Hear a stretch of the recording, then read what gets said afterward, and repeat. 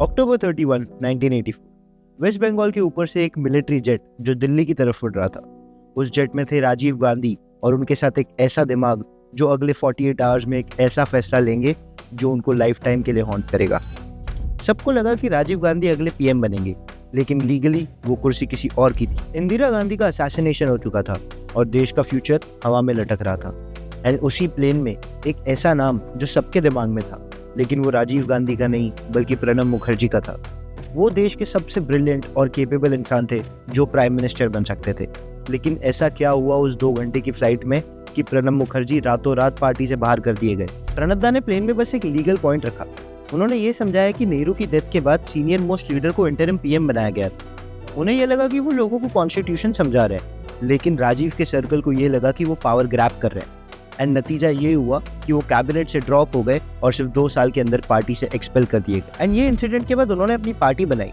उन्होंने सोचा कि लोग उनके दिमाग को वोट करेंगे, लेकिन बंगाल में उनको इतनी बुरी हार मिली कि उनको ये समझ आ गया कि मास सपोर्ट और फेस वैल्यू के बिना दिमाग का कोई यूज नहीं है। जब कांग्रेस को एक गाइड की जरूरत थी तो उनको उसी आदमी के पास आना पड़ा था जिन्हें उन्होंने ठुकराया था, प्रणब मुखर्जी।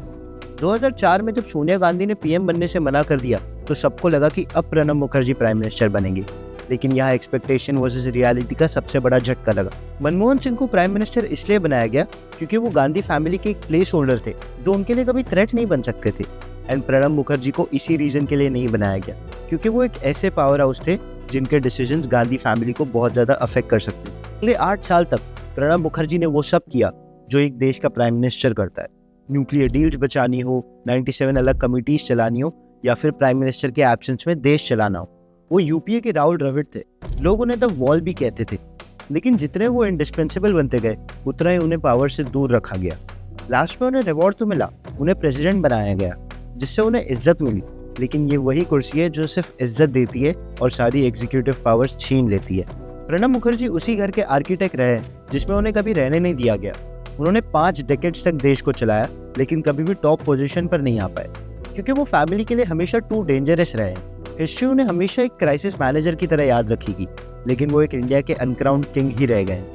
एंड क्या आपको लगता है कि प्रणब मुखर्जी के साथ नाइंसाफी हुई है? कमेंट्स में बताइए। एंड अगर आपको ऐसी और स्टोरीज के बारे में जानना है तो फॉलो जरूर करें।